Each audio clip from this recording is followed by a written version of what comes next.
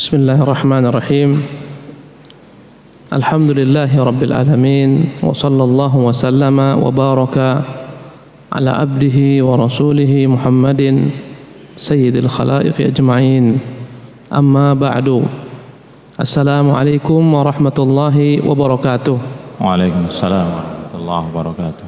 Para hadirin peserta KSM yang dimuliakan Allah, alhamdulillah kita dapat lanjutkan kembali insyaallah kajian kita hari ini, dan kita bermohon kepada Allah Jalla fi'ula, semoga Allah Subhanahu wa taala memberikan kepada kita ketabahan, kesabaran dalam mengikuti sesi demi sesi, dan semoga Allah berikan kepada kita keikhlasan, dan semoga Allah Subhanahu wa taala berkati hari-hari kita ini, jam-jam kita, menit-menit kita, dan semoga apa yang kita lakukan benar-benar ikhlas mengharapkan wajah Allah Subhanahu wa taala semata, dan menjadi timbangan kebaikan kita kelak pada hari kiamat yang tiada berguna sedikit jua pun harta ataupun anak-anak, kecuali orang-orang yang datang dengan hati yang selamat, qalbun salim. Allah katakan yauma la yanfa'u malun wala banun illa man atallaha biqalbin salim. Pada hari yang tiada berguna harta ataupun anak-anak, kecuali orang-orang yang datang dengan hati yang selamat. Para hadirin yang dimuliakan Allah SWT, adapun sesi kali ini berkaitan dengan kaji diri. Ini kajian yang diminati banyak orang, ya, mengkaji diri kita, ya, yang paling digemari oleh banyak orang sehingga mereka membuat tema-tema kaji diri, ya, kembali mengenal siapa sebenarnya kita, dari mana kita berasal, untuk apa kita ada di sini, di dunia ini, dan kemana kita akan kelak berjalan. Ini adalah kajian-kajian yang sebenarnya dalam bab fadzakir fa inna dzikra tanfa'ul mu'minin. Mengingatkan saja, kata Allah, ingatkanlah, berilah peringatan, sesungguhnya peringatan itu bermanfaat bagi orang-orang beriman. Mungkin tidak banyak kita di sini menambahkan ilmu-ilmu, karena semuanya adalah perkara-perkara yang telah kita ketahui. Tapi hendaklah kita jadikan materi ini sebagai yakni sarana untuk kembali mengenal untuk apa kita diciptakan Allah Subhanahu wa taala. Para hadirin dimuliakan Allah Subhanahu wa taala, mengenal manusia. Saya akan berupaya membuat kajian kita ini kajian yang sifatnya adalah yakni dengan metode diskusi supaya lebih semarak insyaallah tabaraka taala. Antum boleh menjawab jika saya tanya, ya. Sekarang lihat judul bersama-sama di situ, mengenal manusia. Kalaulah saya boleh bertanya, apa itu manusia? Silahkan antum jawab. Silahkan. Semua jawabannya benar insyaallah. Nah, Pak Iqbal, masya Allah. Apa itu manusia, Pak Iqbal? Wa ma khalaqtal jinna wal insa illa liya'budun. Manusia itu diciptakan sebenarnya untuk mengabdi, gitu. Mungkin itu. Thayyib. Jadi itu tujuan diciptakan manusia. Apa itu manusia? Manusia ya berbentuk fisik yang seperti kita yang adanya sekarang ini. Mumtaz. Manusia, kita ini semua manusia, Ustaz. Nah, inilah kita manusia. Thayyib. Menurut antum depan, beliau dulu sebentar akhi ya. Manusia adalah makhluk sempurna ciptaan Allah. Masya Allah, makhluk sempurna ciptaan Allah. Allah mengatakan, walaqad khalaqnal insana fi ahsani taqwim. Kami telah ciptakan manusia dalam sebaik-baik bentuk. Ya, ini menunjukkan manusia adalah makhluk sempurna ciptaan Allah. Pertanyaannya, apakah ada makhluk yang tidak sempurna Allah ciptakan? Antum kembali. Apakah ada makhluk yang tidak sempurna Allah ciptakan? Beri kembali mikrofon kepada beliau. Ada. Ya, mungkin kalau dibilang kenapa seluruh makhluk bukan berwujud menyembah manusia, Allah memerintahkan seluruh malaikat termasuk iblis untuk tunduk kepada Adam. Berarti sebelumnya ada makhluk-makhluk lain ciptaan Allah, tapi manusia diciptakan Allah sesempurna yang makhluk yang sudah Allah ciptakan. Karena Allah memberi rahmat akal dan pikiran manusia untuk berpikir. Tayyib. Jadi lebih sempurna dibandingkan makhluk-makhluk yang sudah Allah ciptakan. Manusia adalah makhluk yang sempurna. Pertanyaannya, bukankah jin juga diberikan akal dan pikiran? Bukankah malaikat juga diberikan Allah akal pikiran? Apa yang membuat manusia lebih istimewa daripada jin dan malaikat? Karena dengan akal dan pikiran yang diciptakan Allah, manusia bisa berpikir akan kebesaran dan suatu bentuk proses. Tadi mungkin kalau bisa saya hubungkan dengan yang pertama tadi, dengan materi pertama, Allah itu paling menciptakan kun fayakun, tidak melalui satu langsung jadi, tapi punya proses. Nah, dalam proses tersebut manusia ini akan bisa berpikir bahwasanya itu dengan proses tersebut bisa menambah berpikir bahwa betapa besarnya kebesaran Allah tersebut dalam menciptakan suatu hal kejadian di muka bumi ini, supaya manusia itu bisa menjadi suatu bentuk khalifah di muka bumi gitu. Khalas. La ba'asa. Jazakallah khairan. Ikhwani rahimani yakum ajma'in.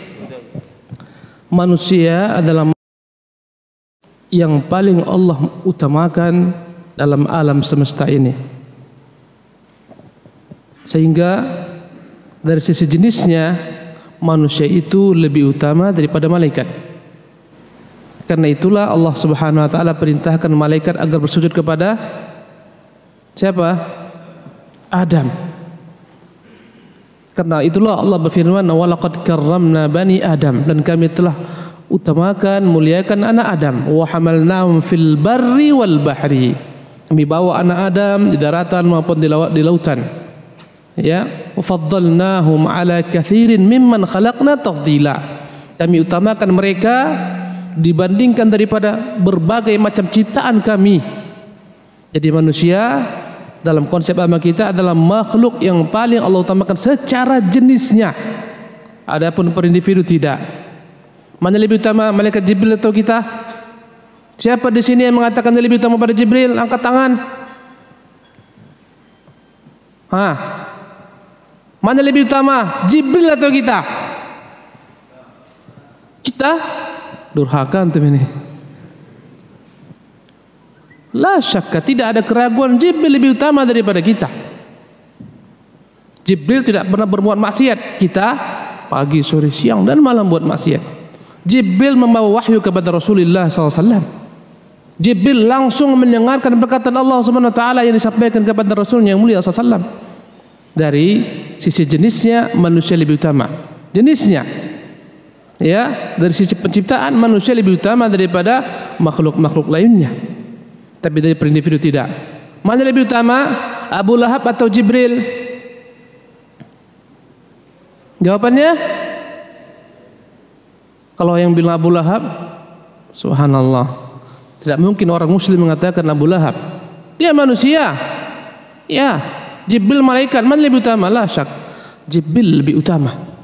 Subhanallah. Jadi manusia itu Allah Subhanahu wa taala lebihkan dibandingkan makhluk-makhluk lainnya dari sisi apa? Penciptaannya. Allah utamakan. Subhanallah.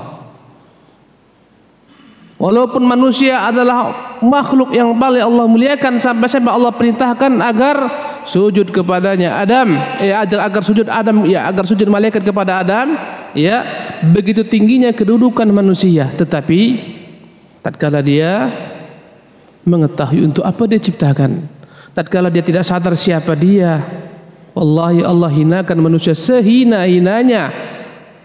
Saya tanya, mana lebih utama, manusia atau binatang ternak? Angkat tangan. Fadhal.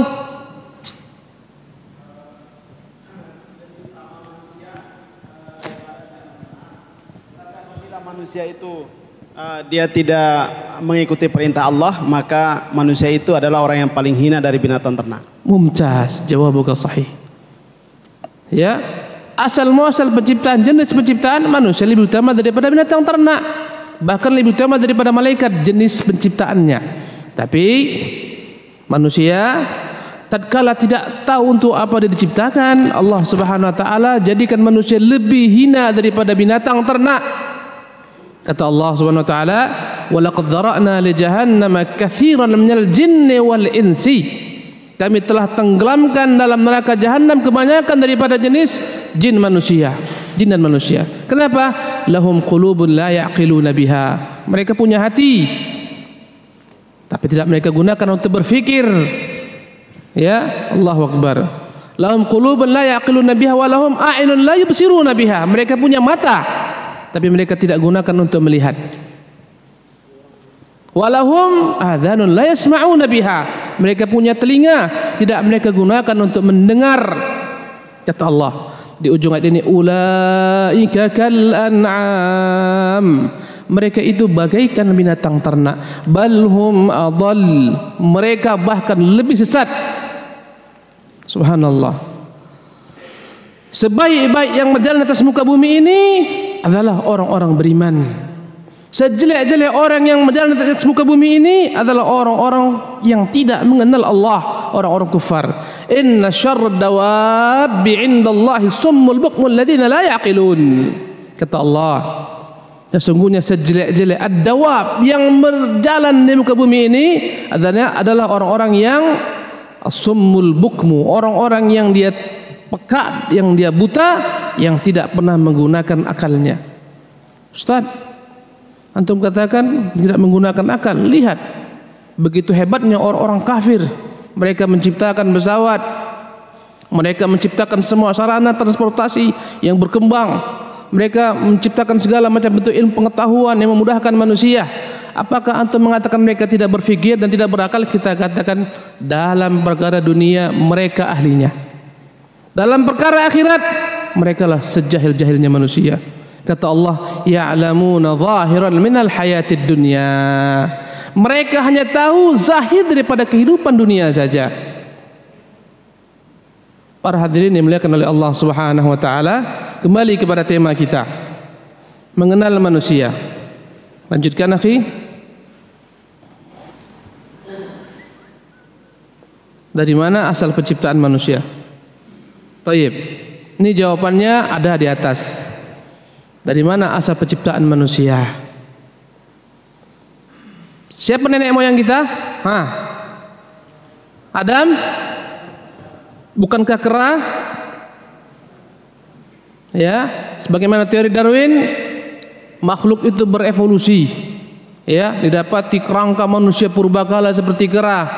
Ya, maka menurut teori Darwin, nenek moyang manusia adalah kera. Ya.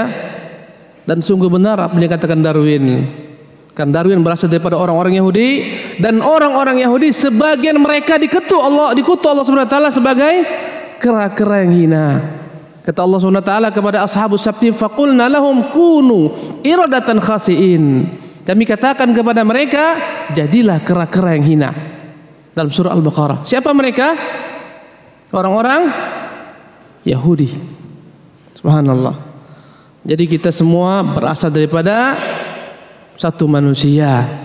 Sekian banyak kita ini ibadah Allah, saudara-saudaraku sekalian. Semua kita ini yang banyak suku-sukunya, semuanya berasal daripada satu manusia.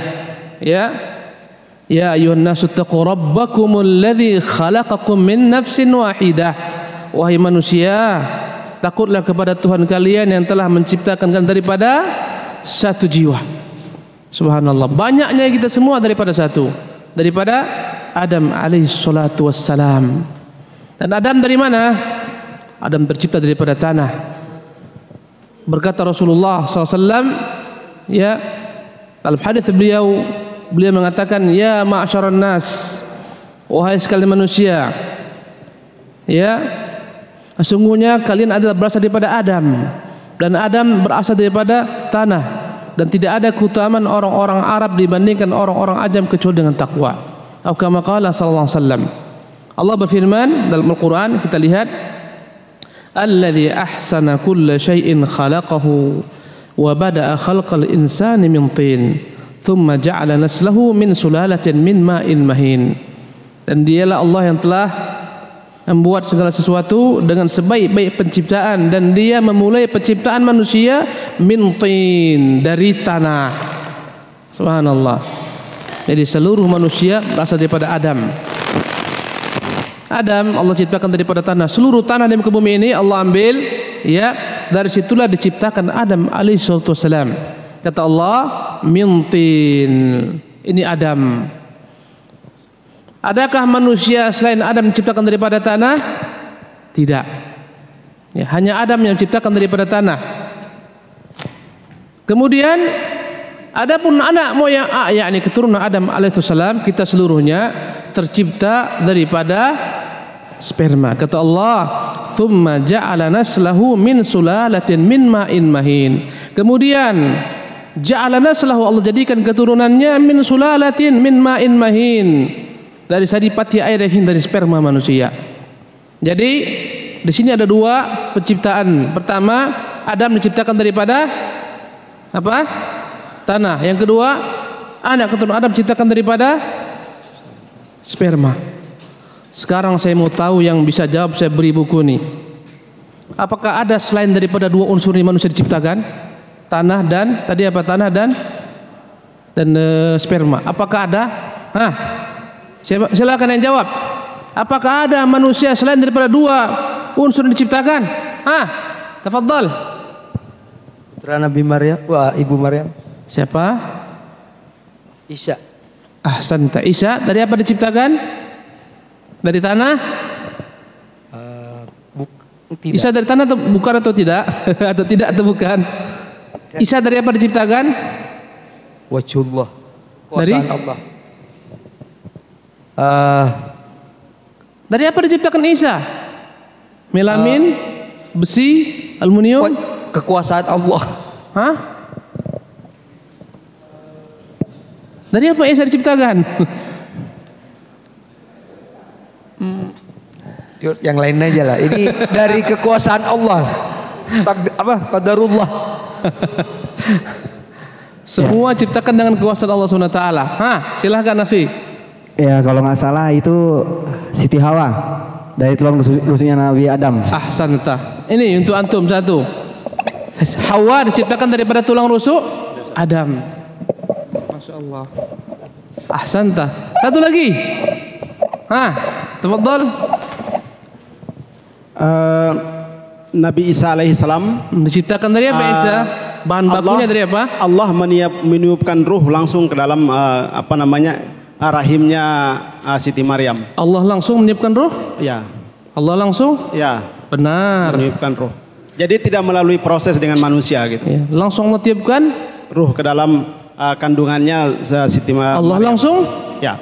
Allah yang meniupkan ruh, bukan Allah yang menggauli, tapi Allah meniupkan ruh gitu. Ustaz, takutnya nanti salah persepsi gitu Ustaz.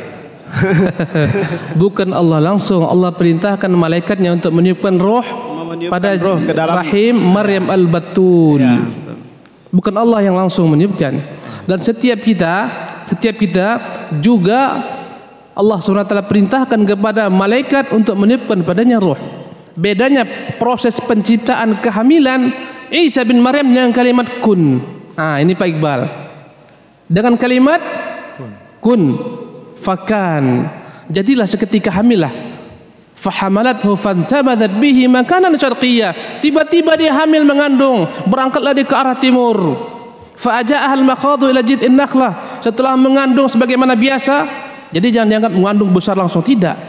Hamil sebagaimana biasa, ya. Allah perintahkan malaikat meniupkan pada rahim tersebut ruh. Subhanallah. Maka berangkatlah dia ke tempat arah timur, kemudian datanglah masa akan bersalin, ya. Dia berada pada dekat pohon kurma. Subhanallah. Fa'aja'aha al-makhadu ila jid'in nakhlah. Qalat ya laitani mittu qabla hadza wa kuntu nasyan mansiyya. Berkata Maryam, ya Allah, seandainya aku enggak pernah tercipta, enggak pernah terlahir, dan aku dilupakan manusia. Karena beratnya masa akan melahirkan, beratnya mengandung tanpa suami. Subhanallah. Allah hibur Maryam, Allah perintahkan untuk wa huzzi ilaiki bijid'in nakhlah. Pohon kurma yang besar, cukup dia pegang gini saja seketika berjatuhan. Tusaqit alaiki rutaban janiyah. Jatuhlah, gugurlah kurma-kurma yang manis, yang segar. Subhanallah. Jadi Isa bin Maryam tercipta dengan kalimat kun. Dengan kalimat kun. Subhanallah. Tafadhal, ini kasih untuk akhir. Mas muka Mahmud, Masya Allah, Syekh. Barakallahu fiik. Jadi ikhwan rahimakumullah, manusia ya, Adam tercipta daripada tanah, Hawa daripada tulang rusuk Adam, Isa bin Maryam dengan kalimat kun, dan seluruh keturunan Adam alaihissalam tercipta daripada min ma'in mahin, daripada setetes air yang hina. Subhanallah. Yang sekarang jadi dokter, subhanallah, yang sekarang jadi politisi, yang sekarang jadi guru, yang sekarang menjadi semua profesi, ikhwan. Yang kita sekarang ini bersombong-sombong dengan bintang 4 di sini, kita jenderal, ya, dengan segala macam bentuk atribut-atribut keduniaan kita. Mari kembali ke hukum asal kita, dari mana kita tercipta. Min ma'in mahin, dari sperma yang hina. Wallahi, setiap orang andai kata melihat sperma, dia jijik memandangnya. Seketika akan dia buang, seketika akan dia bersihkan. Dari situlah manusia tercipta. Allahu Akbar. Siapa yang paling hebat di dunia ini? Semuanya di min ma'in mahin. Fir'aun yang tagha fil bilad, yang berbuat kesombongan di bumi, mengatakan saking sombongnya Fir'aun, ana rabbukumul a'la, saya ini Tuhan yang tertinggi. Dari mana Fir'aun tercipta? Min ma'in mahin, dari tetes air yang hina. Subhanallah. Dan saya mau bertanya, ini ada lagi hadiah. Sebutkan kepada saya alam-alam yang dilewati oleh manusia dari A sampai Z. Angkat tangan. Kayaknya antum semua, Syekh. Antum kasih yang lain dulu. Mumtaz. Manusia melewati proses dari satu alam ke alam ke alam. Fadhal, Ustaz. Pertama alam roh. Alam roh. Kedua alam rahim. Alam rahim, alam dunia, alam barzah, sampai alam akhirat. Mumtaz, ahsan, tabarakallahu fiik. Jadi ikhwan rahimakumullah, pertama alam roh. Alam apa yang pertama? Alam roh. Nanti akan dibahas di sini. Dalam kitab antum ini ada dibahas, ya. Yang dibagi-bagikan ada, nanti antum silakan rujuk kembali bahwasanya kita semua ini sebelum kita menjadi roh, kita tidak ada apapun juga. Kata Allah Subhanahu wa taala dalam surah Ad-Dahr, hal ata 'alal insani hinum minad dahri lam yakun syai'an madhkura. Pernahkah manusia mengingat dalam suatu waktu mereka lam yakun syai'an madhkura, tidak ada apapun jua. Dahulu kala kita belum ada apapun jua, menjadi ruh pun belum. Subhanallah. Allah ciptakanlah Adam alaihissalam. Allah usap dari belakang tulang punggung Adam. Antum lihat nanti dalam kitab yang dibagi-bagikan. Ketika Allah usap, Allah keluarkan semua keturunan Adam dalam bentuk alam arwah. Allahu Akbar. Semua kita ini dahulunya enggak ada. Setelah itu ada dalam bentuk alam arwah. Alam arwah, ruh kita telah ada, jasad kita belum ada. Dan ketika hal tersebut terjadi, Allah Subhanahu wa taala bertanya kepada seluruh kita dalam alam arwah, alastu bi rabbikum, bukankah saya Tuhan kalian? Semua kita mengatakan bala syahidna. Ya Allah, benar kami bersaksi engkaulah Tuhan kami. Jadi hukum asal muasal manusia semuanya mereka adalah bertauhid, menyembah Tuhan yang satu, Allah Subhanahu wa taala. Asal muasal manusia dalam alam arwah semuanya telah mempersaksikan keesaan Allah. Tatkala Allah bertanya kepada kita, alastu bi rabbikum, bukankah saya Tuhan kalian? Qalu bala syahidna. Semua kita mengatakan, ya, kita telah menyaksikan. Subhanallah. Tapi kelak yang merubah manusia, siapa yang merubah manusia? Asal muasal manusia daripada fitrah tauhid. Tapi ketika terlahir, maka yang merubahnya adalah lingkungannya. Yang merubahnya adalah orang tuanya.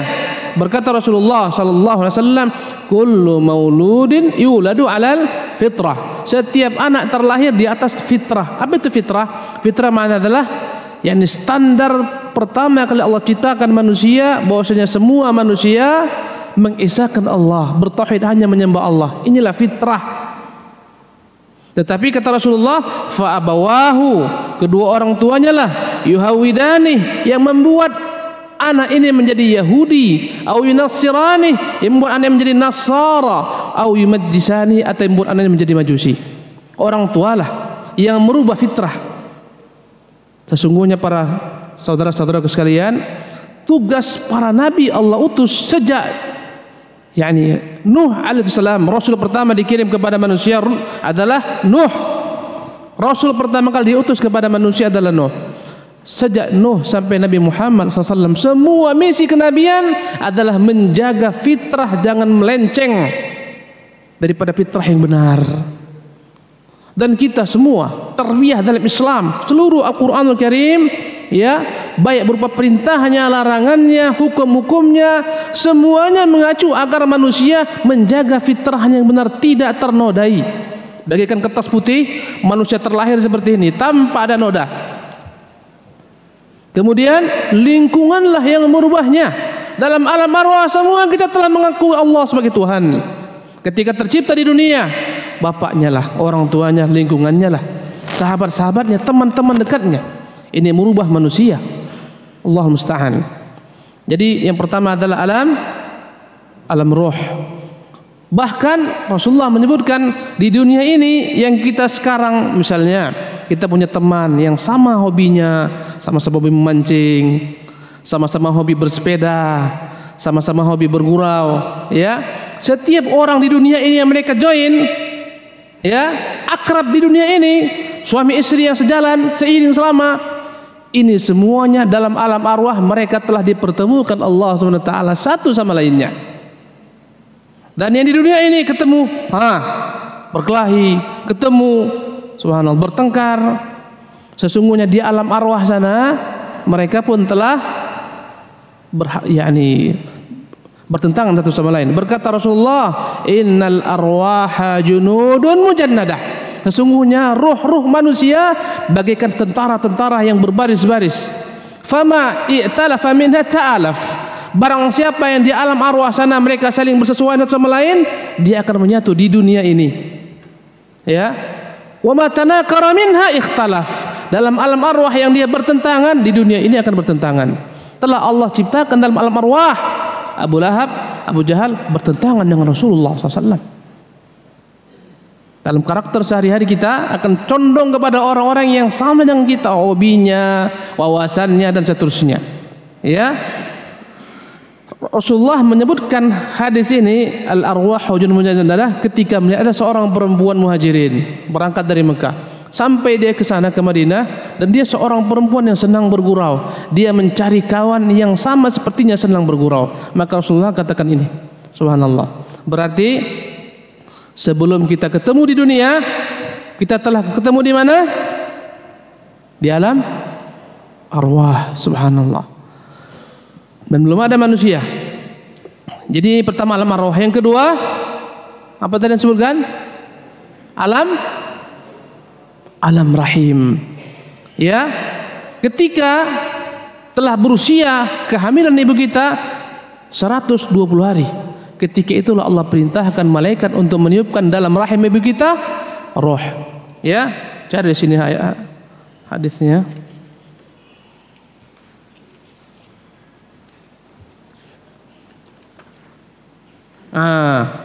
Itu dari sini saya tengok dalam halaman 3 yang ada pada punya antum itu ya. Di sini juga ada di sini insyaallah.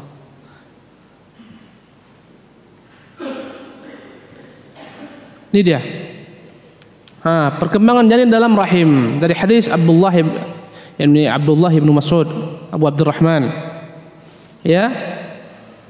Berkata Rasulullah sallallahu alaihi wasallam, ya, inna ahadakum yujma'u khalquhu fi batni ummihi 40 yawman nutfatan. Inilah asal muasal kita. Bersabda Rasulullah, ya, sesungguhnya salah seorang kalian yujma'u khalquhu, dikumpulkan penciptaannya, fi batni ummihi, dalam perut ibunya, 40 yawman nutfah, 40 hari dalam bentuk nutfah. Subhanallah. Yaitu air mani, nutfatan. Thumma yakunu, kata Rasulullah SAW, thumma alaqatan mithla dhalik, kemudian menjadi alaqah, ya. Diartikan di situ ya menjadi segumpal darah selama 40 hari pula. Thumma yakunu mudghatan mithla dzalik. Kemudian berubahlah dia menjadi mudghah, segumpal daging selama waktu itu pula. Ya. Thumma yursalu ilaihi malak. Hadis ini panjang, ya. Thumma yursalu ilaihi malak. Kemudian dikirimkanlah kepada rahim ibu kita ini malaikat. Ya. Fayu'maru fayanfukhu fi ruh. Maka dia tiupkanlah dalam rahim tersebut ruh. Fayu'maru bi katbi arba'i kalimatin. Allah perintahkan kepada malaikat, subhanallah, untuk menulis 4 perkara. Bi katbi rizqihi wa ajalihi wa syaqiyyun aw sa'id. Untuk menuliskan rezeki, ajal, celaka masuk neraka ataupun beruntung masuk surga. Berarti apapun yang kita makan hari ini dan besok seterusnya telah tertulis ketika Allah Subhanahu wa taala perintahkan malaikat meniup roh. Subhanallah. Apapun yang akan kita makan esok lusa semua telah ada di sana. Dan ini menunjukkan kesempurnaan ilmu Allah Subhanahu wa taala. Bahkan semua kita yang hadir dalam majlis ini, hadirin sekalian, masing-masing telah mempunyai tempat kaflingan. Semua kita, saya, antum, semua kita sudah ada kaflingannya di surga atau di neraka. Dan ini menunjukkan kesempurnaan ilmu Allah Subhanahu wa taala dan tidak pernah Allah menyalah. Ya, tentu di sini akan muncul berbagai macam bentuk pertanyaan seputar takdir, insyaallah. Takdir kalau begitu untuk apa saya bekerja kalau sudah tentukan semua? Allah tutup ilmu tentang takdir. Allah tutup ilmu tentang perkara gaib takdir. Tidak ada manusia yang mengetahuinya. Dan kita diperintahkan untuk mengerjakan perintah-perintah Allah, menjauhi larangan Allah Subhanahu wa taala. Jadi yang kedua adalah alam, apa yang kedua tadi? Alam janin. Makanya para ulama menyimpulkan, andai kata dalam rahim ibu kita ini ada yang gugur sebelum berusia 140 hari, belum ada padanya ruh, dia dianggap adalah apa? Daging biasa. Ya. Tidak perlu disolatkan. Ya. Bahkan seorang wanita yang keguguran sebelum mencapai usia 140 hari dianggap hukumnya hukum istihadhah, bukan nifas. Ya, karena belum ada dianggap. Dan kasus aborsi menggugurkan sebelum berusia 140 hari berbeda dosanya dibandingkan aborsi setelah 120 hari, membunuh manusia yang sempurna setelah 120 hari. Sebelumnya lebih lagi ringan dosanya di sisi Allah Subhanahu wa taala. Jadi inilah alam yang kedua, namanya alam janin. Subhanallah. Apa yang ketiga? Alam dunia. Sekaranglah kita di semua ada dalam alam dunia ini, ya. Kita terlahir, nanti kita akan bahas bagaimana manusia sebenarnya. Inilah dia manusia. Sekarang kita berada pada proses alam yang ketiga, alam apa? Dunia. Setelah ini kita semuanya akan pindah alam. Mau tidak mau. Boleh jadi pindahnya cepat, mungkin nanti sore, kita nggak tahu. Ya, pulang daripada seminar, la qaddarallah, ada yang pindah nggak sampai besok datang ke seminar lagi dia. Ya, lapor ke panitia, fulan nggak datang, kenapa? Inna lillahi wa inna ilaihi raji'un. Mungkin nggak? Mungkin nggak? Lebih cepat transmigrasinya dia ke alam yang lain daripada alam dunia ini. Subhanallah. Dan kita tidak tahu kapan kita akan pindah, kapan kita akan hijrah. Nggak ada yang mengetahui. Subhanallah. Dalam berbagai hal, kadang-kadang tanpa dahului penyakit, ya, tiba-tiba langsung seketika meninggal. Allahu Akbar. Dan masing-masing manusia tergantung dengan amalannya. Ada yang meninggal dalam kebaikan, alhamdulillah. Ada teman-teman kita namanya Ibnu Saini rahimahullah, meninggal ketika pas acara seperti ini. Daurah, datang masyayikh dari Jordan, murid Syekh Albani, ya. Dia ikut, bahkan barusan siang harinya bersama saya berbincang-bincang. Kemudian pergilah dia untuk membuat acara, mengisi acara, ya, di TV Roja. Ketika berbicara berdakwah, subhanallah. Dan dia akhiri ucapannya ketika mengucapkan ayat Allah Subhanahu wa taala, Al-Qur'anul Karim. Diulanginya ketika itu tangannya gemetar, langsung jatuh dan meninggal. Subhanallah. Meninggal dalam keadaan husnul khatimah. Subhanallah. Cepat dia lebih dahulu dia. Sekarang bukan bersama kita. Padahal mungkin dengan saya 10 tahun, tiap tahun berjumpa dia daurah. Dan tidak diketahui ada penyakit, tiba-tiba meninggal. Subhanallah. Berarti siap-siaplah kita untuk pindah hijrah. Dimutasikan dari dunia ke alam mana? Alam barzakh. Subhanallah. Dan alam barzakh itu adalah sebenar-benar alam yang hakiki. Alam barzakh alam yang hakiki. Adapun dunia alam yang semu. Akan tampak segala sesuatu kebenaran ketika seorang telah meninggal. Sekarang semu. Subhanallah. Tapi setelah seorang pindah ke alam barzakh, hatta atanal yaqin, sampai datanglah kepada kami keyakinan, maksudnya kematian. Subhanallah, tersingkaplah semua haqaiq. Subhanallah. Ini alam yang keempat. Dan berapa lama kita di alam barzakh? Wallahu alam. Sampai datangnya hari kiamat yang disebut dengan nama alam negeri akhirat. Subhanallah. Jadi yang bersama saya pada hari ini, Ustaz, mereka ada pada alam keberapa? Alam ketiga, yang boleh jadi entah saya duluan, nggak antum duluan, nggak tahu kita. Ya, siapa yang lebih dahulu pindah ke alam berikutnya, alam barzakh. Subhanallah. Baik. Taib. Teruskan akhi, siapa saya? Inilah kajian ma'rifat. Siapa saya? Dikaji oleh orang sufi saking dahsyatnya pengajian tersebut sampai-sampai dia lupa siapa dirinya. Subhanallah. Sampai-sampai dia lupa siapa dirinya. Siapa saya? Inilah kita. Pertama, manusia adalah makhluk yang jahil. Subhanallah. Kayaknya dalam buku itu nggak ada. Ini terlambat Ustaz Adil. Sebenarnya ini ditulis oleh Ustaz Adil, hafizahullah. Coretan-coretan kami bersama, tapi kayaknya nggak tercatat di sini, nggak ada kayaknya. Nggak ada. Antum lihat di sana aja, konsen sana lihat.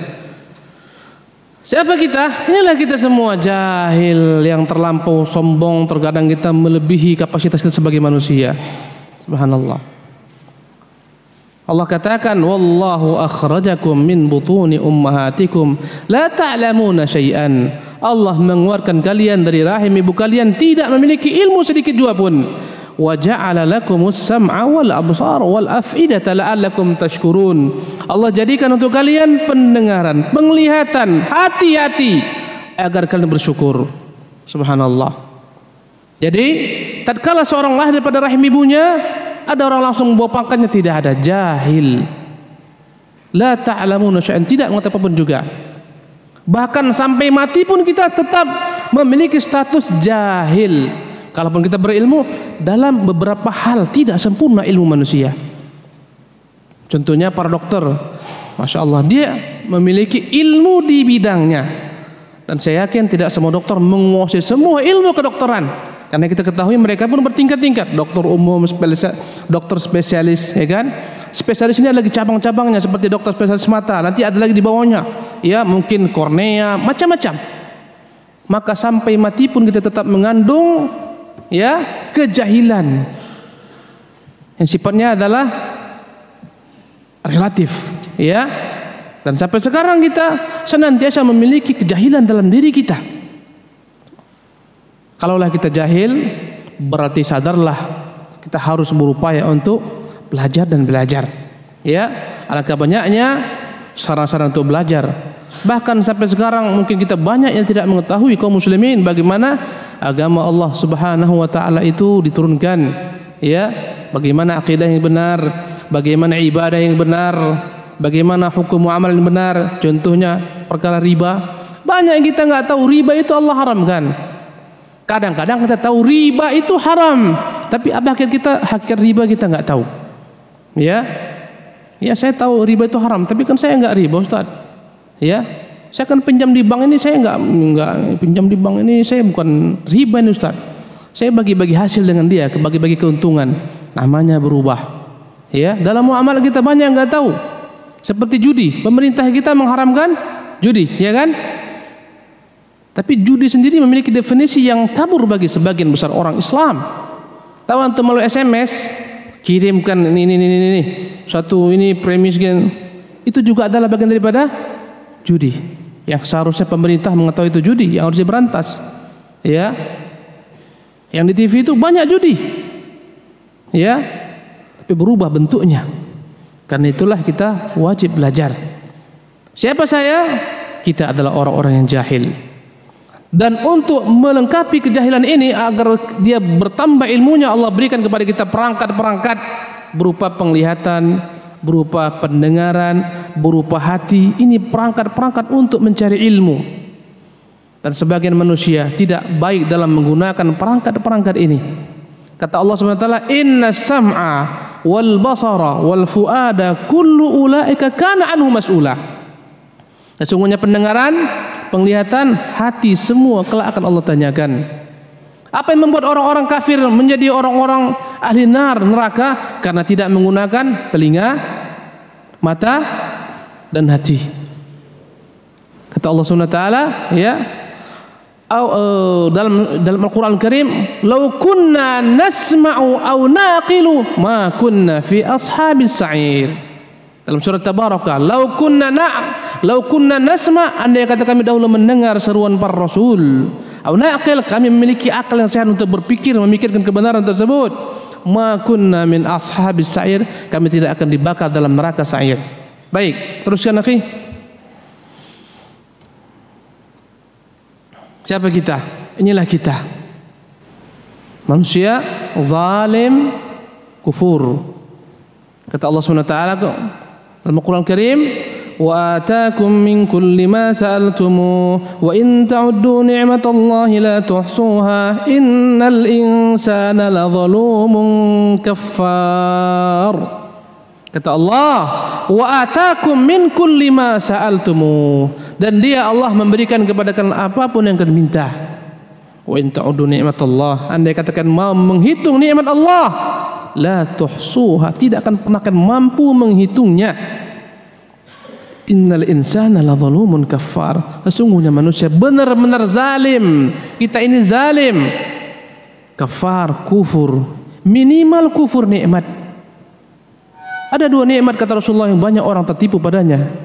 Ni'matani mabghun fi katsirun nas. Dua nikmat orang tertipu, nikmatus sihat, as-sihat wal faraq, kesehatan dan waktu yang kosong. Subhanallah. Ada seorang yang melapor kemiskinan kepada seorang ulama, menderita kemiskinan. Dia mengatakan, "Wahai orang alim, saya selalu dalam keadaan kemiskinan, tidak pernah saya berhasil. Semua usaha saya gagal. Ya, betapa parahnya nasib hidup saya. Ya, alangkah sempitnya rezeki saya. Mana keadilan Allah Subhanahu wa taala? Kenapa saya dibuat seperti gini? Orang-orang diberikan kekayaan, saya diberikan kemiskinan, payah mencari kerja dan seterusnya." Berkata orang alim, "Engkau itu orang kaya. Kenapa Anda katakan saya orang kaya?" Ya. Berkata orang alim tersebut, "Andai kata matamu itu, ya, dibeli orang dengan 100 juta, kau jual tidak?" Ada orang yang matanya buta, ya, dan dia punya harta yang banyak.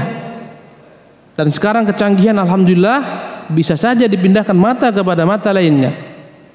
Andai kata dihargai satu matamu 100 juta, apakah kau rela menjualnya? Dia katakan tidak. Subhanallah. Berarti satu mata engkau memiliki 100 juta. Dua mata, andai kata dua-duanya dibeli, kau rela menjualnya? Tidak. Berarti dua matamu senilai dengan 200 juta. Ginjalmu, andai kata ginjalmu sekarang dibeli orang 100 juta, yang satu kau jual? Tidak. Berarti kau telah memiliki 300 juta. Dan begitulah seterusnya. Subhanallah. Kadang-kadang di rumah sakit, Masya Allah, ya, ada penyakit-penyakit yang nampaknya sepele, tapi berpuluh juta bahkan ratusan juta habis. Subhanallah. Ini kenikmatan yang besar yang tidak disyukuri oleh manusia. Ya, manusia senantiasa zalumun kafar, menzalimi diri. Tiap hari kita buat dosa. Tiap hari kita kufur kepada nikmat Allah Subhanahu wa taala. Inilah kita semua. Naam. Teruskan akhi. Apalagi manusia lupa. Manusia adalah orang-orang yang senantiasa lupa. Kata Allah, "Wa laqad ahidna ila adama min qablu fanasiya wa lam najid lahu azma." Ya. Kata Allah Subhanahu wa taala, kami telah berikan janji kepada Adam sebelumnya. Fanasiya, Adam lupa, walam najid lahu azma. Dan kami tidak mendapati azam memiliki keinginan yang kuat. Bagaimana Adam lupa? Dia berkata, "Ya Allah, saya berikan ya daripada umur saya, kalau saya nggak khilaf ya 40 tahun ya, kepada anak saya yang namanya Daud, maka dikurangilah jatah umur Adam 40 tahun. Ketika datang malaikat maut, kata Adam, saya masih punya 40 tahun lagi. Engkau lupa Adam, maka lupalah keturunannya. Dan kita adalah makhluk senantiasa lupa, ya. Dan kata-kata manusia dalam bahasa Arab insan. Insan sebagian mengatakan terambil dari kata-kata nasiya, yang artinya adalah lupa. Manusia disebut insan karena seringnya lupa. Dan itulah kita semua, makhluk yang lemah, yang hina, yang tidak perlu kita berbangga-bangga. Subhanallah, apalagi sombong, apalagi menentang Allah Subhanahu wa taala. Naam. Teruskan akhi. Untuk apa manusia diciptakan? Ini jawabannya. Kata Allah Subhanahu wa taala, "Wa ma khalaqtul jinna wal insa illa liya'budun." Kita terlahir dan kita tercipta untuk satu tujuan, yaitu menyembah Allah Subhanahu wa taala. Ibadah. Ya, kata-kata liya'budun, agar mereka mengesahkan saya, agar mereka menyembah saya. Inilah dia tujuan kita diciptakan. Baik, sekarang saya tanya, dan masih banyak buku. Kita diciptakan untuk ibadah. Apa itu ibadah? Silakan, fadhal belakang. Ibadah adalah perintah syariah yang harus kita laksanakan sebagai umat ataupun makhluk Allah sesuai perintah. Satu, sesuai perintah yang seperti waktu, jumlah, dan mungkin ada yang lainnya. Kayaknya udah antum baca makalahnya. Masya Allah. Apa itu ibadah? Nah, ini kasih beliau satu. Yang lain, silakan depan ini, akhi. Apa itu ibadah? Bismillah. Ibadah adalah semua menjalankan semua perintahnya dan menjauhi semua larangannya.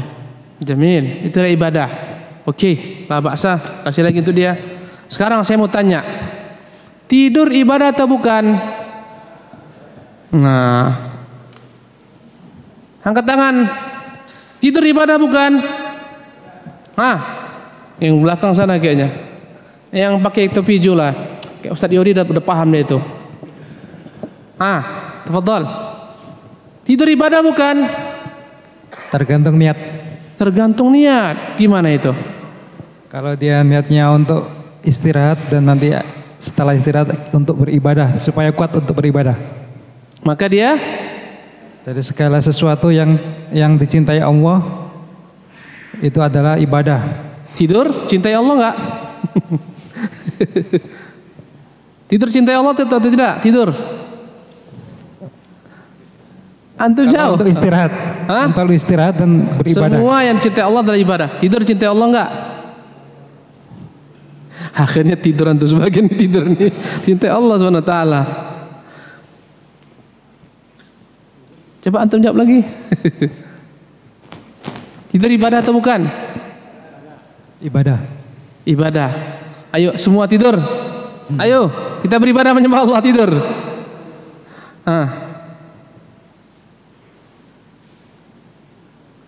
Itu coba lagi. Yang lain tidur ibadah bukan? Tidur, makan, antum kerja ke PT ibadah bukan? Yang bapak ini depan ini kayaknya belum. Yang belum ya. Fadhal, yang pakai peci. Bapak siapa namanya? Tidur, makan, menikah, mencampuri istri, ibadah bukan? Assalamualaikum warahmatullahi wabarakatuh. Assalamualaikum. Menurut saya tidur adalah ibadah, tapi tidur yang berkelebihan itu akibatnya apa? Tapi kita tidur yang ibadah itu tidur yang menurut aturan.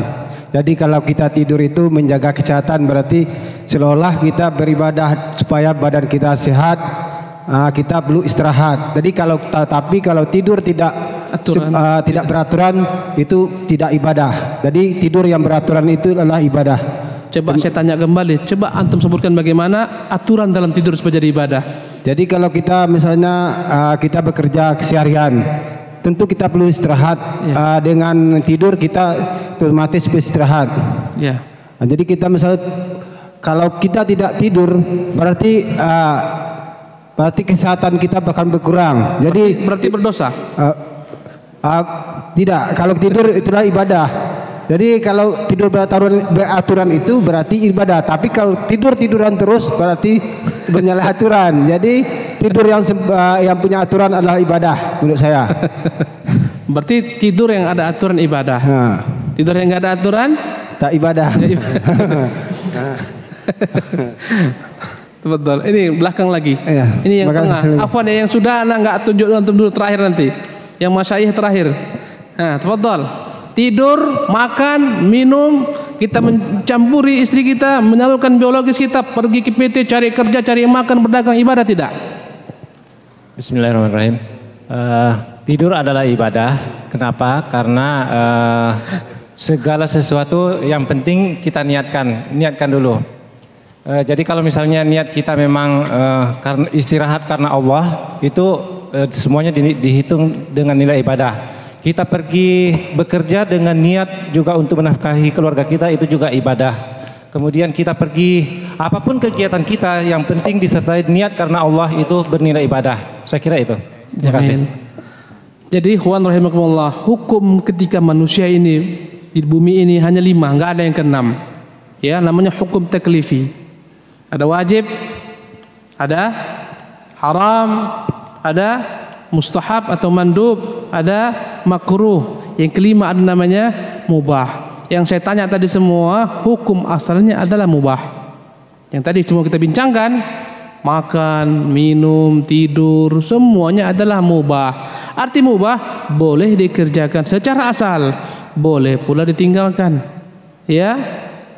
Ada yang wajib. Wajib ini andai kata kita kerjakan dapat pahala jika karena Allah mengerjakannya. Jika tidak kita kerjakan kita berdosa. Apa contohnya? Salat 5 waktu. Ada yang haram, andai kata dikerjakan kita dapat dosa. Andai kata ditinggalkan karena takut kepada Allah dapat pahala. Apa contohnya? Zina.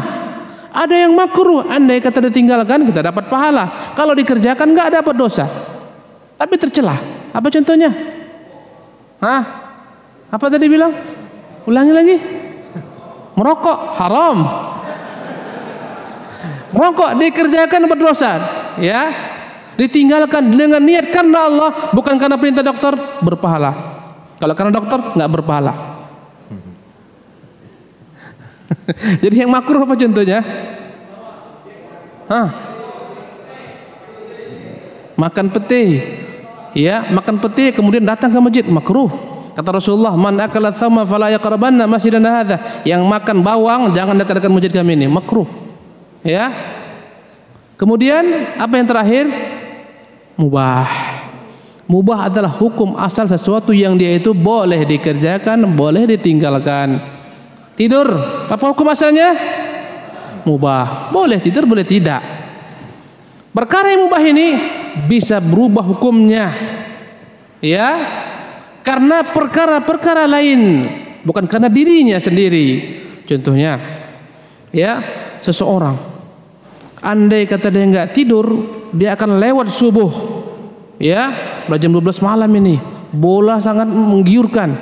Kalau nggak tidur saya lewat subuh ini, pasti lewat ini, nggak guna jam waker segala macam. Ketika itu wajib bagi dia tidur. Kalau tidak tidur, haram bagi dia. Berlakulah padanya hukum-hukum seperti ini. Berarti tidur kadang menjadi wajib, kadang menjadi haram. Ya, seperti menikah. Apa hukum asal kita menikah?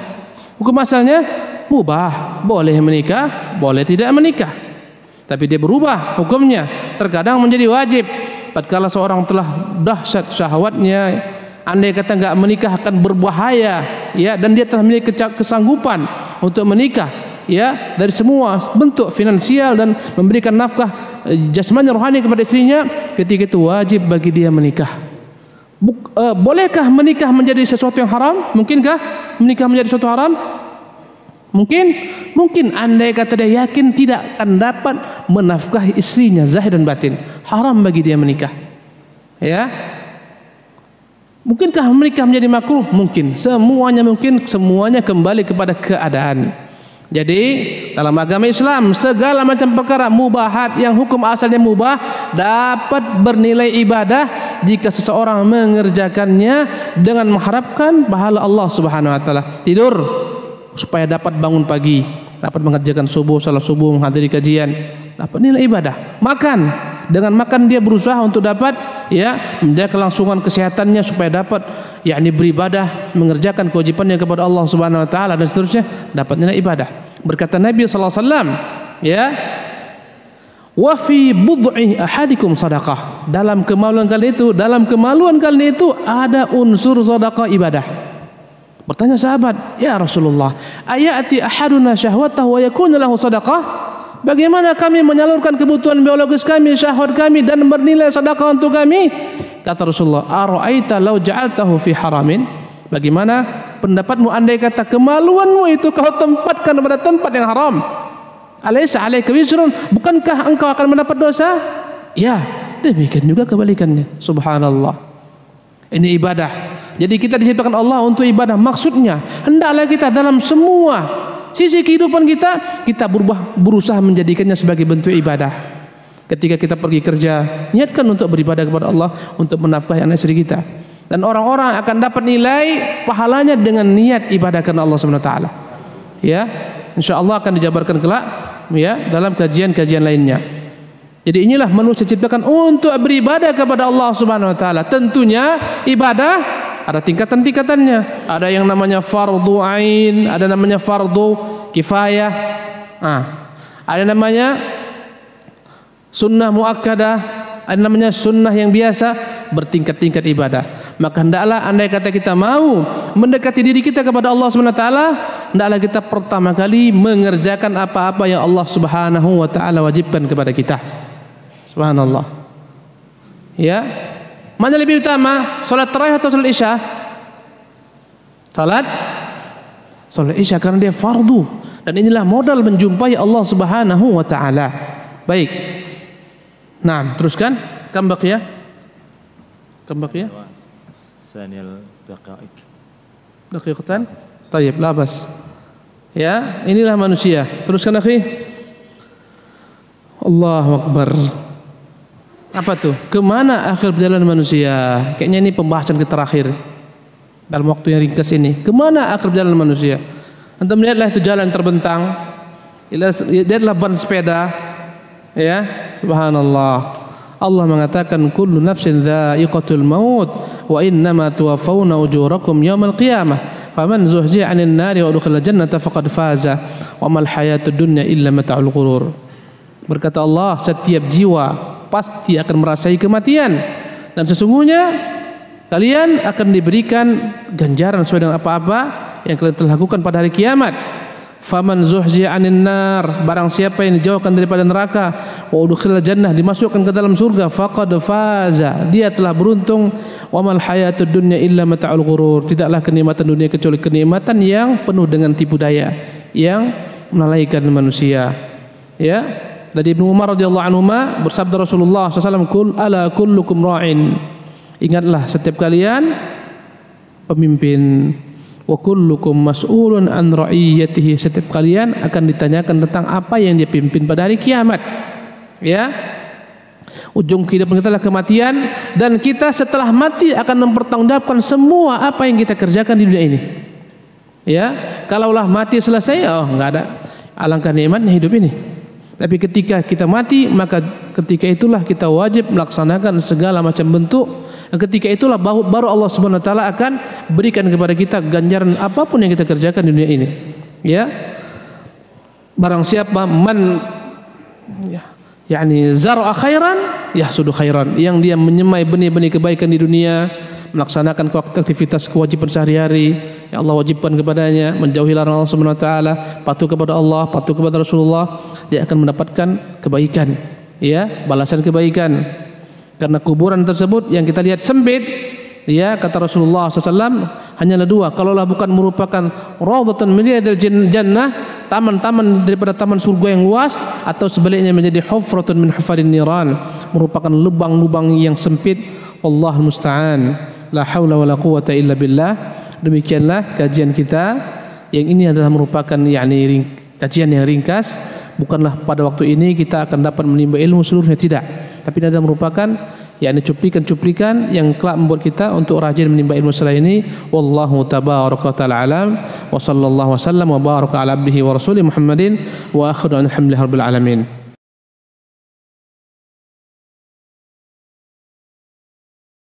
Taib Ustaz, tadi sudah memaparkan materi Ustaz. Ana membuat garis besar tadi atas penjelasan Ustaz bahwa ketika Allah memerintahkan malaikat meniupkan ruh kepada manusia yang berada di rahim ibunya sekaligus mencatat nasibnya di muka bumi ini sampai dia masuk neraka kah atau masuk surga kah. Berarti kita ini sudah ditetapkan surga atau neraka. Jadi apa faidah doa Ustaz? Mumtaz. Nah itu ya pertanyaan Ustaz. Bismillah walhamdulillah ba'du. Ini pertanyaan yang baik sekali. Tadi telah disebutkan bahwasanya setiap manusia telah tertentu tempatnya di surga, di neraka, bahkan telah tercatat. Apa faedah doa? Kalau telah ditentukan, untuk apa kita berdoa?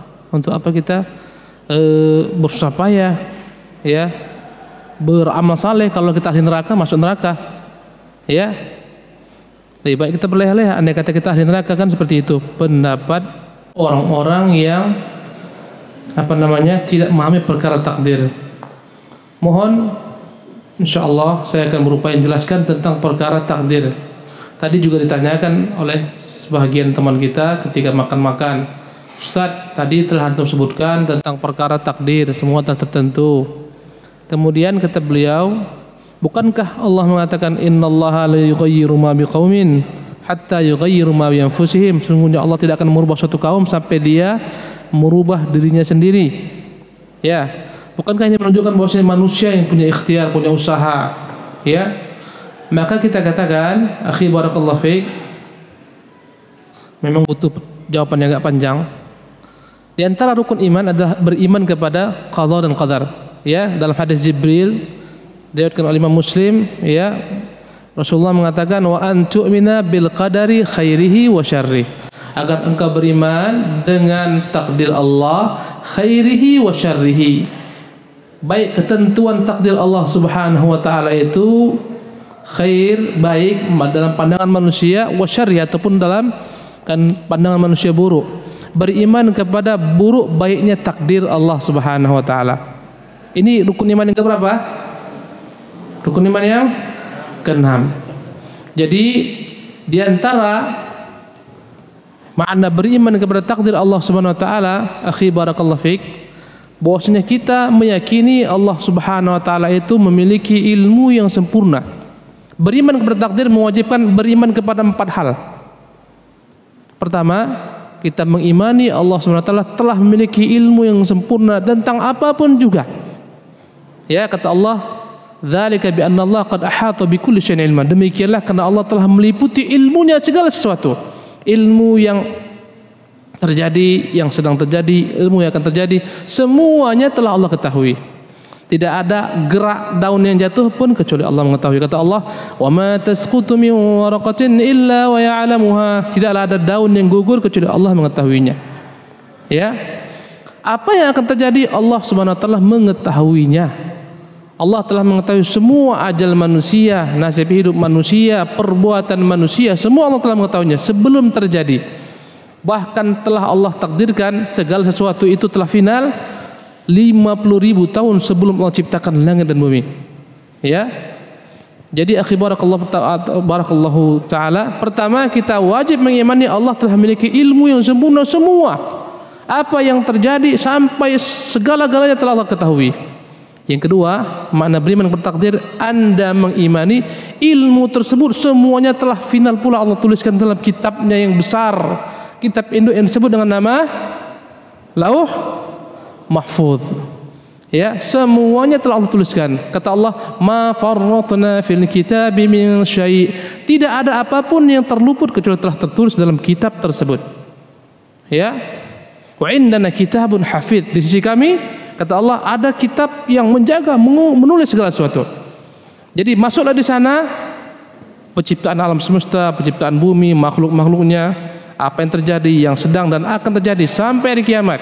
Ini yang kedua. Dalam ilmu tersebut yang telah tertulis dalam Lauh Mahfuz, telah tertulis ajal kita, rezeki kita, apa yang kita makan, binasa, celaka, surga, neraka, semuanya ada. Ini yang kedua. Yang ketiga, tingkatannya adalah kita beriman bahwasanya Allah Subhanahu wa taala berkehendak, memiliki kehendak untuk mewujudkan apa-apa yang ingin Dia wujudkan, meniadakan apa-apa yang Dia tiadakan. Maka yang ketiga adalah beriman dengan namanya masyiah, kehendak Allah. Jika pertama ilmu, yang kedua apa? Tulisan, telah tertulis dalam Lauh Mahfuz. Yang ketiga, tulisan ini yang dalam kitab Lauh Mahfuz ini Allah memiliki kehendak untuk boleh jadi mewujudkan sesuatu perkara, merubah suatu perkara, meniadakan suatu perkara. Semuanya itu telah ada dalam kehendak Allah Subhanahu wa taala. Ketika terjadi, itulah namanya qada. Ketentuan dalam Lauh Mahfuz itulah namanya qadar. Jadi qada dan qadar berbeda jika disatukan. Qada, keputusan Allah yang telah terjadi. Contohnya, besok si A meninggal. Itu pertama telah melewati fase ilmu Allah Subhanahu wa taala. Pertama ilmu Allah. Dia meninggal pada tanggal sekian tahun sekian, udah ada ilmu. Yang kedua telah tertulis. Yang ketiga, Allah telah mengkehendaki sejak jauh kala. Allah akan kehendaki si fulan ini akan meninggal pada hari H jam sekian di tempat sekian. Ini yang ketiga, namanya kehendak. Yang keempat, al-khalqu. Allah SWT eksekusi semua apa-apa yang ingin dilaksanakannya tersebut. Ketika meninggal si A yang telah ditentukan, itu disebut dengan nama qada. Adapun qadar yang masih tertulis dalam Lauh Mahfuz itu namanya qadar. Ketika terjadi namanya apa? Qada. Jadi seseorang itu ahli surga, ahli neraka, pertama Allah telah mengetahuinya. Yang kedua telah Allah tuliskan. Yang ketiga telah Allah kehendaki. Apapun yang akan kita perbuat semuanya telah sesuai dengan apa-apa yang Allah kehendaki. Yang keempat, ketika terjadi itulah disebut dengan nama al-khalqu. Jadi rangkaian beriman kepada takdir 4 perkara. Beriman kepada yang pertama ilmu, yang kedua tulisan, yang ketiga kehendak, yang keempat eksekusi, khalqu. Saya berikan ilustrasi supaya memudahkan antum. Seseorang ingin membuat rumah besar. Apa yang pertama kali dia buat? Ilmu. Dia akan mengumpulkan semua bahan tentang rumah. Masih di sininya ilmu, ya kan? Akhirnya dapatlah, oh ini rumah ideal, tipe sekian saya akan buat. Masih di sini. Setelah itu dia tuliskan. Jadilah ketika itu apa namanya? Dia mungkin dia boleh jadi dia panggil segala macam arsitektur, dibuatlah dendah rumahnya segala macam. Apa ini namanya? Ditulis. Kitabah. Yang ketiga, kehendak. Ini rumah kapan mau saya buat? Oh, kayaknya tepatnya bulan muda, tanggal sekian-sekian setelah terima gaji. Ketika datang harinya dia kerjakan, inilah dia fase yang keempat, namanya adalah al-khalqu. Itulah kira-kira. Jadi apapun yang terjadi di alam raya ini melewati 4 fase. Ilmu, kitabah, masyiah atau iradah, yang keempat adalah al-khalqu. Jadi akhi barakallahu fiik, ini makna beriman kepada qada dan qadar Allah Subhanahu wa taala. Satu hal yang saya ingin ingatkan kepada antum bahwasanya dalam masalah qada dan qadar ada 2 kubu yang ekstrim menyimpang dalam Islam. Yang pertama namanya kubu qadariyah. Kubu ini mengatakan makhluk itu yang memiliki segala macam peran, Allah tidak memiliki peran dan kehendak. Antum mau kemari, ini kehendak saya, ini bukan kehendak Allah Subhanahu wa taala, kehendak saya nih. Enggak ada campur tangan Allah Subhanahu wa taala. Ya. Orang itu menjadi kafir dengan kehendak dirinya, bukan kehendak Allah. Bahkan Allah tidak mampu mengkehendaki kekafiran, kata mereka. Orang berbuat maksiat itu kehendak dirinya, enggak ada kehendak Allah Subhanahu wa taala. Bahkan yang ekstrimnya mereka mengatakan Allah itu tidak tahu yang belum terjadi kecuali ketika telah terjadi. Allah enggak tahu si fulan ini akan berzina kecuali telah terjadi perzinahan. Nauzubillah min dzalik. Ini kubu yang sering mengatakan Allah tidak punya kehendak, tidak punya ikhtiar. Yang ada semua adalah kehendak manusia. Mereka mengambil sebagian ayat, meninggalkan ayat lainnya. Antaranya kata mereka Allah berfirman, "Faman syaa'a falyu'min wa man syaa'a falyakfur." Barang siapa yang mau silakan beriman, yang mau silakan kafir.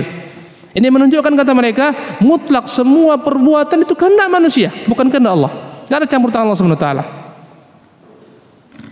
Ini kubu menyimpang dan kubu ini sesat. Mereka dianggap majusi umat ini. Konsekuensinya seolah-olah mereka mengatakan banyak pencipta selain Allah.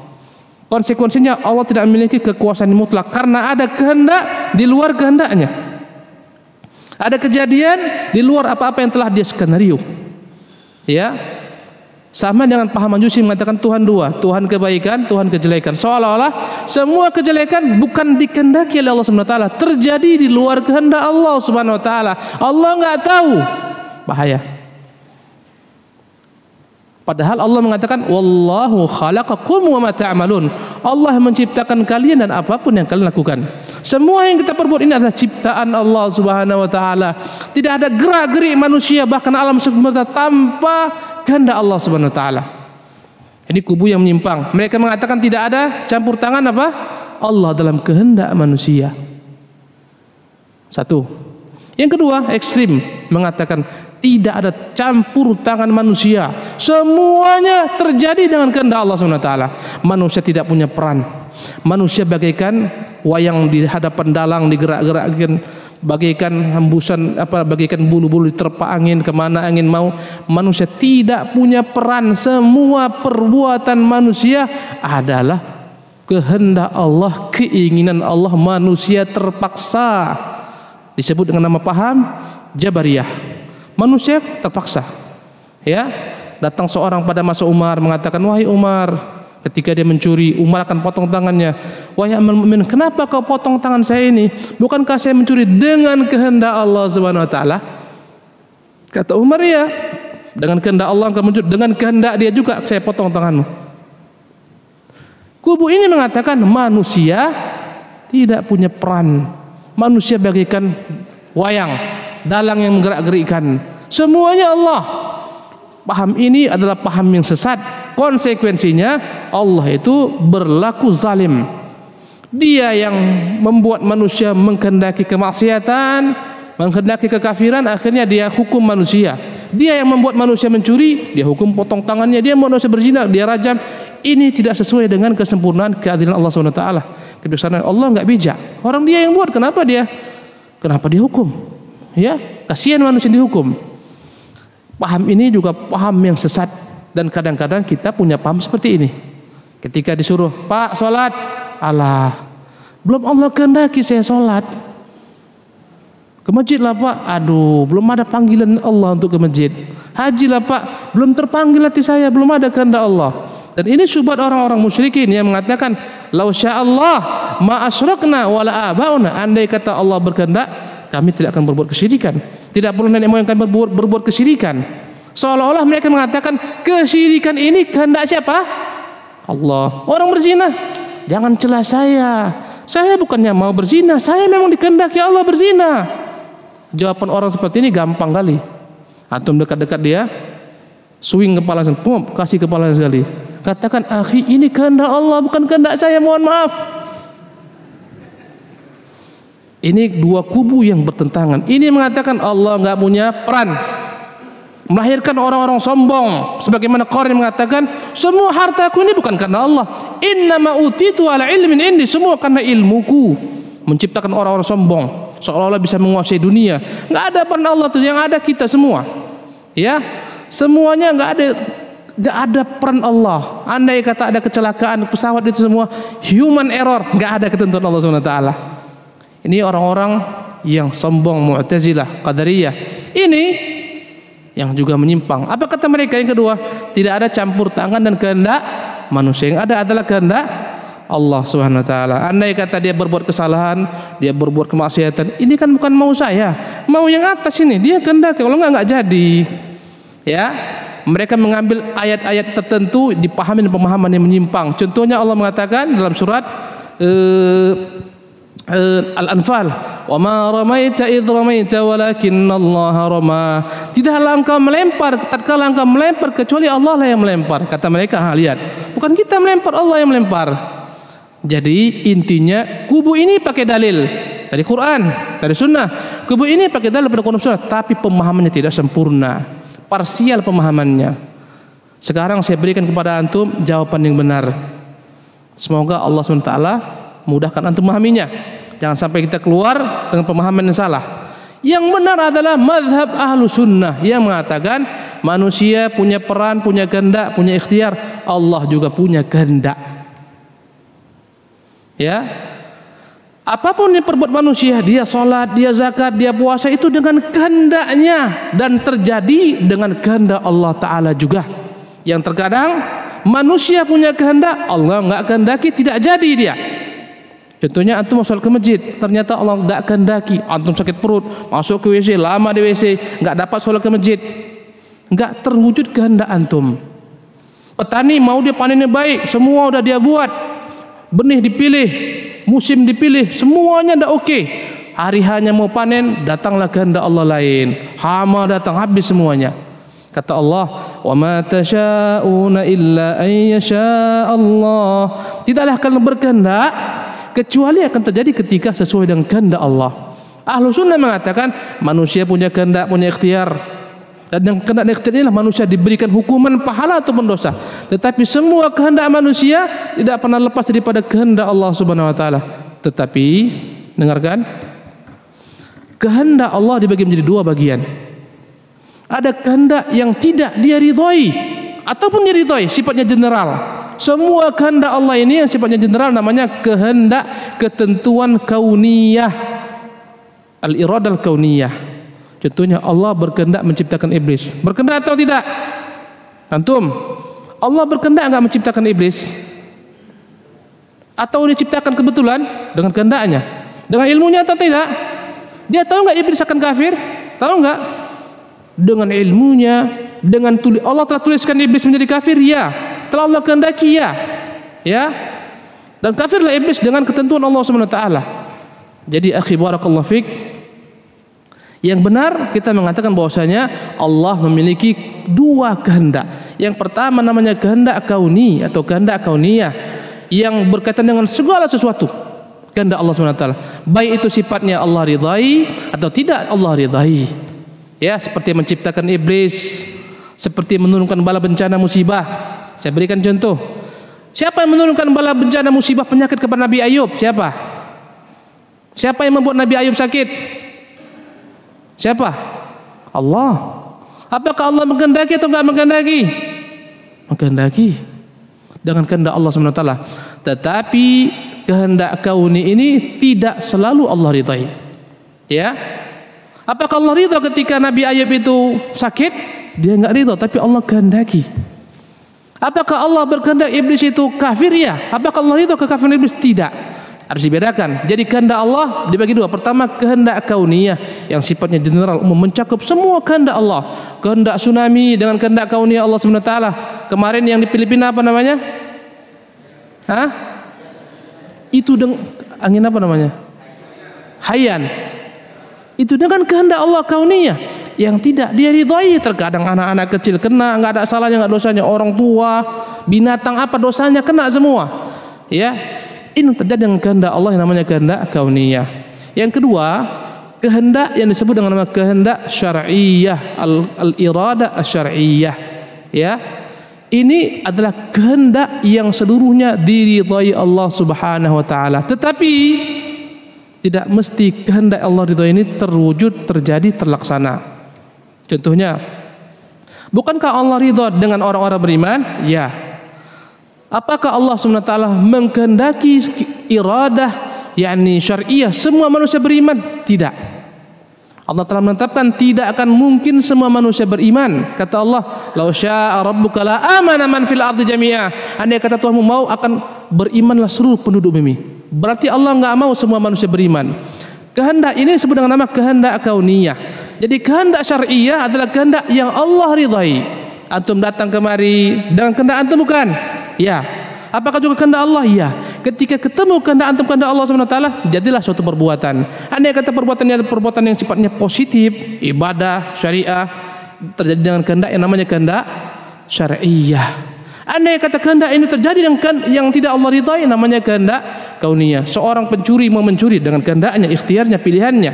Dan terjadi pencurian tersebut dengan kehendak Allah yang tidak Allah ridhoi, yang namanya kehendak kauni. Karena terkadang pencuri mau mencuri, Allah nggak kehendaki, nggak jadi dia ketangkap, ya, dan seterusnya. Andai kata terwujud, ini terjadi dengan kehendak kauniyah jika itu perkara yang sifatnya umum.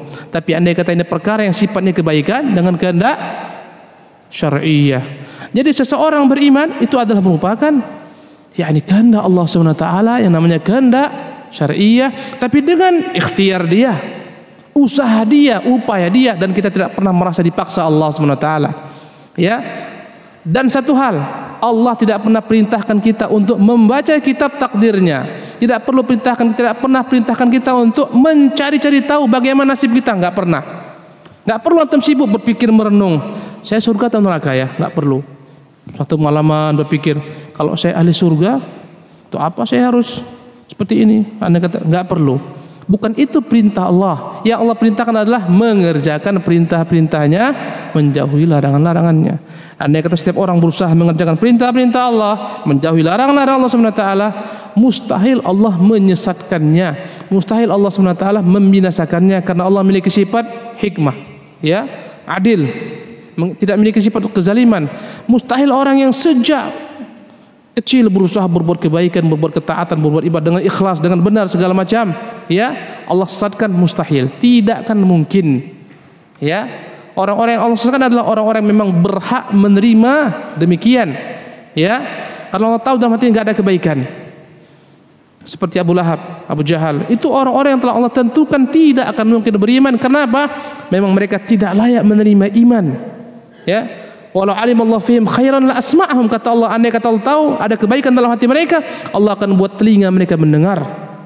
Tapi Allah tahu ini nggak layak diberikan hidayah, ya. Tentu manusia, karena kita nggak tahu perkara-perkara takdir kita semua, hendaklah kita tidak menyibukkan diri dengan perkara ini, hendaklah kita menyibukkan diri dengan bertanya, apakah telah saya kerjakan perintah-perintah Allah, apakah telah saya tinggalkan Allah Subhanahu wa taala. Adapun urusan surga, urusan neraka, serahkan kepada Allah Subhanahu wa taala. Kira-kira antum paham, akhi? Insyaallah. Jadi semua kita telah Allah tentukan kaflingnya, tapi kita nggak tahu, dan kita tidak diperintahkan untuk tahu, dan kita tertutup untuk mengetahuinya. Bukan itu kita diperintahkan. Kita diperintahkan untuk beribadah. Apa itu ibadah? Mengerjakan perintah-perintahnya, menjauhi larangan-larangannya. Itu aja yang kita pikirkan. Gak usah kita sibuk. Ketika Rasulullah mengatakan kepada sahabat suatu hari, dan ini terakhir insyaallah ya, setiap kalian telah final tempatnya di surga atau neraka. Bertanya sahabat, kalau begitu Rasulullah, fafimal amal, untuk apa kita beramal kalau sudah tertentu semuanya, sudah jelas? Kata Nabi, saddidu wa qaribu, kullun muyassarun lima khuliqa lahu. Berusahalah, berikhtiarlah, bekerjalah, beramal ibadahlah. Setiap makhluk akan dimudahkan untuk apa dia dicipta. Andai kata diciptakan untuk ahli surga, Allah akan mudahkan dia untuk beriman kepada Allah Subhanahu wa taala, ya, patuh dan mendengar perkataan Allah Subhanahu wa taala dan Rasulnya, berkawan dengan orang-orang yang saleh, dan seterusnya. Andai kata Allah tentukan untuk neraka, Allah mudahkan dia ke neraka, iyadzan billah, ya, dengan hikmahnya. Dan tidaklah boleh kita katakan Allah zalim. Seandainya semua makhluk dimasukkan ke dalam neraka, Allah nggak bisa kita katakan zalim. Kenapa? Li'annal khalqa khalquh. Semua kita punya Allah. Surga punya Allah, neraka punya Allah, terserah Allah. Andai kata dia mau semua manusia dibakar di neraka, tidak dikatakan dia zalim. Karena zalim menempatkan itu bukan pada tempatnya. Adapun manusia semua adalah ciptaannya, milik Allah Subhanahu wa taala. Andai kata dia mau semua diazab, terserah dia, karena kita adalah miliknya. Tapi Allah tidak lakukan demikian. Kata Allah, wa ma ana bidzallamin lil abid. Saya tidak pernah menzalimi hamba-hamba. Dan khawatir antum dizalimi Allah, tidak. Wa ma zalamahumullah, Allah tidak pernah menzalimi mereka. Walakin zalamu anfusahum, mereka lah yang menzalimi diri mereka sendiri. Ya. Untuk hal ini Allah kirimkan nabi, Allah kirimkan rasul, Allah kirimkan kitab, diberikan akal yang sehat. Karena itulah yang enggak punya akal, enggak ada hukumnya. Subhanallah, ya. Demikian, saya banyak makan waktu Ustaz Yusuf Hafizahullah. Mohon maaf. Assalamualaikum warahmatullahi wabarakatuh.